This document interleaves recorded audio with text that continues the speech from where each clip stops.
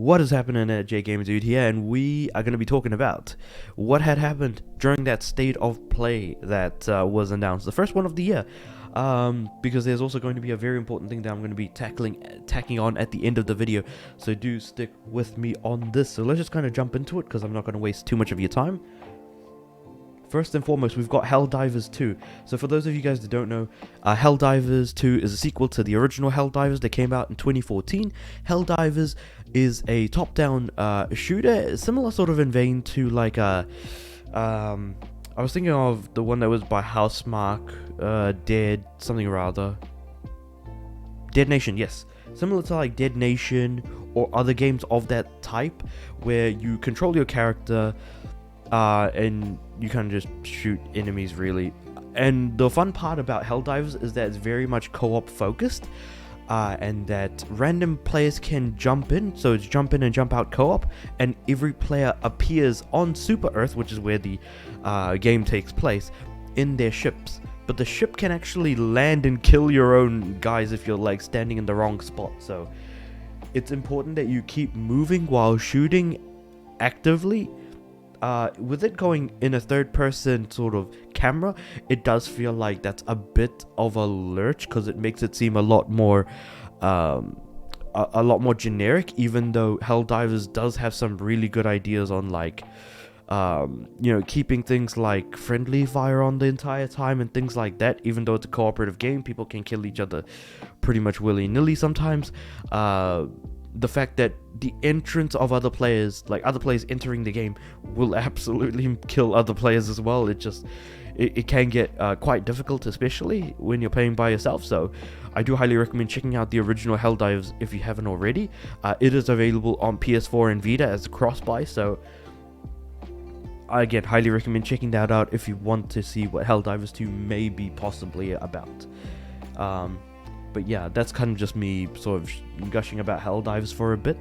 I don't know what to expect for Helldivers 2 besides what we kind of got with 1, so hopefully there's going to be some good improvements, and it's not going to be anywhere near as generic as it looks like because of its trailer. Now, the next game is one that I've been very much looking forward to, and it was supposed to come out last year, but it didn't, and that's kind of unfortunate. Stellar Blade, a stylish action game made by Shift Up, which I saw that name and I thought to myself, hold on, don't they make Nikke as well?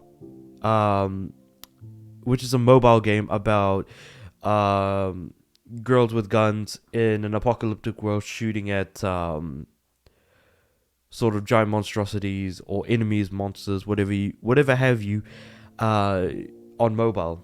So I thought that was actually quite interesting, that I could kind of see the designs kind of going into what Stellar Blade is going to be.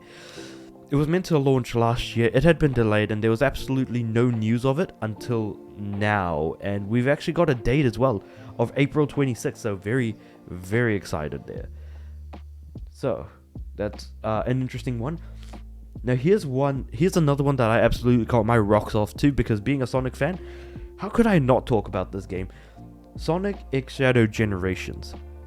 Effectively, it's just a re-release of Sonic Generations, hopefully with some decent upgrades and things like that, and with Shadow having his own campaign as well. So Shadow does appear in Sonic Generations alongside Silver and Metal Sonic, and in each, so there's like 9 zones, and for each of, and every 3 zones you'll fight a boss. And among each of the 3 zones, you'll find a rival to fight. And one of those rivals is Shadow, so you do actually battle him in a type of battle, in the type of fight. But beyond that, he just appears just for that one thing. And then, I mean, we do see other characters like, Charmy the Bee and stuff like that. But I do hope that with this re-release, we do see more zones, because Sonic Generations is supposed to be a celebration of Sonic in his many different iterations in time. The first 3 zones were sort of classic Genesis Mega Drive Sonic.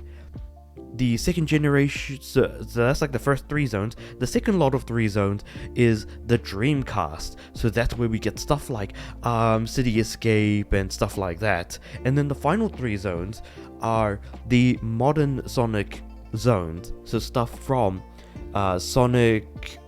And so the 3 zones that are in that modern Sonic area are from Sonic 06, so Sonic the Hedgehog 2006, Sonic Unleashed because of the Clock Tower Zone, and Sonic Colors, which was the last one, which was Planet Wisp. And of course the first 3 were from Sonic 1, Sonic 2, Sonic 3. Because Sky Sanctuary, how can we forget that from Sonic 3? Very iconic location. Green Hill Zone, of course, Sonic 1, and then Sonic 2 we had Chemical Plant Zone, and then the middle 3, of course, we had City Escape from Sonic Adventure 2. I can't remember which one was from the first of the 3 zones was from Sonic Adventure 1, and I think the last one might have been from Sonic CD. I might be wrong about that, but yeah, I think those 3 middle zones I am a little bit sort of crossing my wires a little bit there, but I mean, when it comes to Sonic Adventure 2 and City Escape, that's just universal. And also, the remix to City Escape in Sonic Generations is bloody incredible.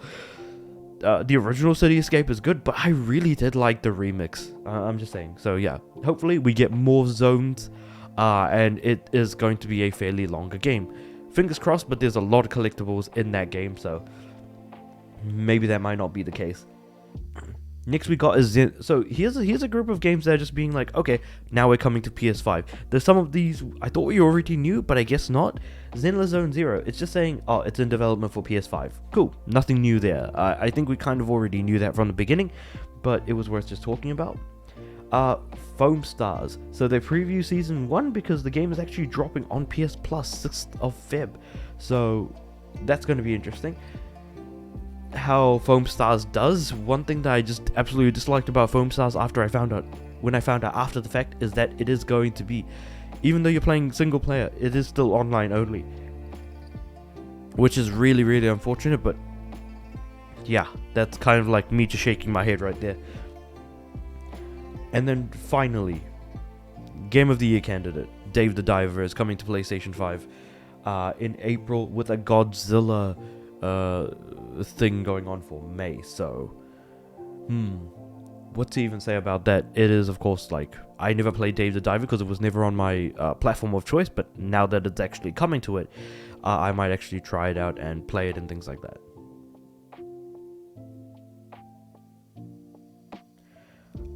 V Rising was announced. So this one apparently is a gothic survival game with a sort of a top-down view to it. It says action game, but I feel like people are describing it more survival because you have to keep eating people, sucking their blood and things like that to keep yourself alive. So yeah, I'm not too sure what to make of this one. I suppose it is what it is. So here's the shadow drop for the day. So Silent Hill: The Short Message is a free-to-play sort of mini Silent Hill thing that has released pretty much on the day. I downloaded it to my PS5 after the showcase, and I haven't actually gotten a chance to try it out, but apparently there are some people that like it, some people that don't. But I feel like we're at a point where the Silent Hill fandom is just not going to like anything that you put out Silent Hill related, because the entire series is so fractured across the original Silent Hill games from Silent Hill 1, 2, 3, and 4 if you want to count that. Silent Hill 4 The Room is an interesting messianic piece for sure. And then you kind of move over to the Western developed Silent Hills, where you've got Silent Hill Origins for PSP, you had Silent Hill Shattered Memories, you had Silent Hill Homecoming, then you had Downpour, and you also had Book of Memories, which was a complete mismatch of other types of Silent Hill games, especially something like Book of Memories, which doesn't even feel like a Silent Hill game. Of the lot that came from the Western developers, my personal favorite was Shattered Memories, because you don't need blood, gore, and darkness to make something scary. The fear of the unknown still kind of sticks. Am I still gonna be scared of Shattered Memories even now? I don't know, but the thing is, I still have it on my PSP. I could just sit down and play it and give it a try, just like I did back in 2011, 2012 when I did actually play it for the first time. Origins was fine. Again, Origins and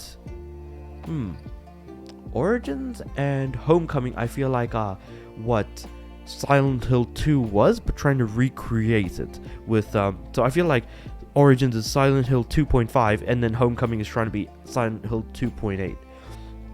Silent Hill 2 is great, but it's not because of the fogginess of like the location. It's not because of the cult stuff. It was because of the main character.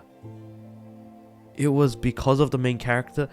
What he should be feeling guilty for, what all of the enemies that appear, like Pyramid Head and stuff, why all of these characters, all these enemies appear as they do to him. Like, it just, yeah. It's all a reflection of the main character ultimately at the end of the day. That's what made Silent Hill 2 good. I'm going a little bit too ahead of myself because we did get news on Silent Hill 2. We saw pretty much some janky gameplay, and that's kind of what we should expect from Silent Hill 2. Because Silent Hill does have incredibly janky gameplay, and we haven't had a modern Silent Hill game in well over 12 years. Because like I said, Book of Memories was the last one. That wasn't even a proper Silent Hill game. I would say the last proper Silent Hill game may have been Origins to some people. It may have been Downpour for other people. It might have been Homecoming for others. We're still talking about over 13 to 14 years ago. So, again, it'll be interesting to see kind of like what Silent Hill 2 is going to bring out for us. Okay, Judas. So this is from Ken Levine, and it very much still looks like BioShock in a way. After all, he was kind of, in relation to stuff like BioShock, System Shock, and now Judas. Like, he's got a bit of a theme going, I feel like. So we'll have to see how this game turns out. But there's a lot about social media alongside Silent Hill, the short message, which was the shadow drop we just talked about. But I'm not going to be holding out too much hope for Judas. Hopefully it's, just okay at best. Metro Awakening, a Metro VR game, which was one of the many rumored games that we talked about alongside stuff like Silent Hill and things like that. It looks very good. It actually looks very good. I do actually want to try this on my PSVR too. At least it'll give me an opportunity to take it out of the closet and actually play with it for a bit.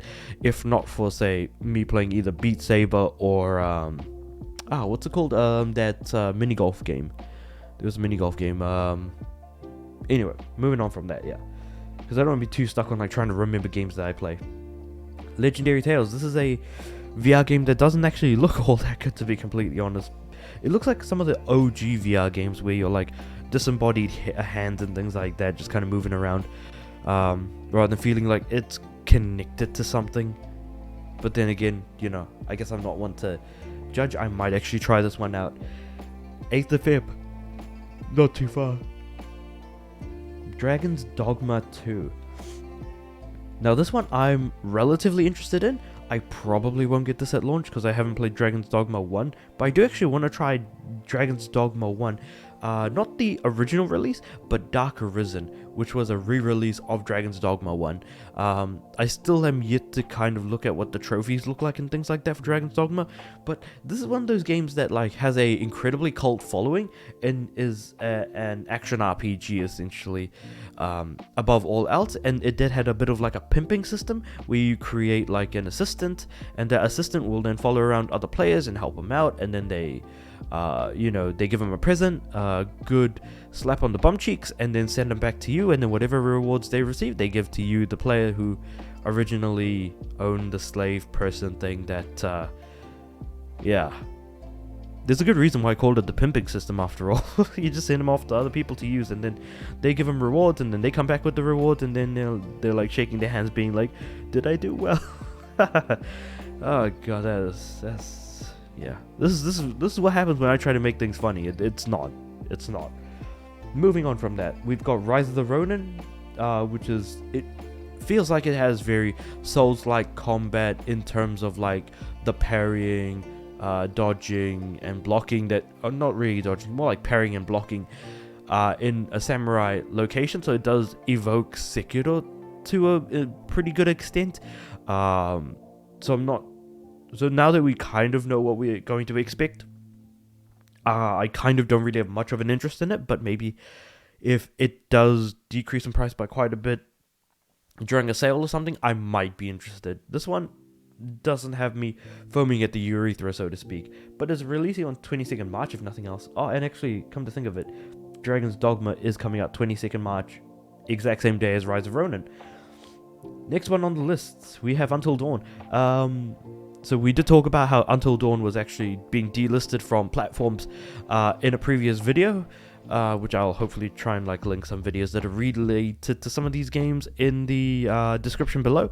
But with Until Dawn, that was being delisted, most likely because it was just before the state of play that this was happening. Now we know that it was because we're going to be selling the game again, and so delisting it from platforms kind of did make sense in that way. And it looks like there's going to be some new ideas of being able to move the camera around and be able to see the locations rather than it just being a movie. So we've got some interesting ideas there. Let's just see how it kind of pans out ultimately in the end. And last one is quite possibly the most insane trailer I feel like I've ever seen. Death Stranding 2 On the Beach is the sequel to Death Stranding 2.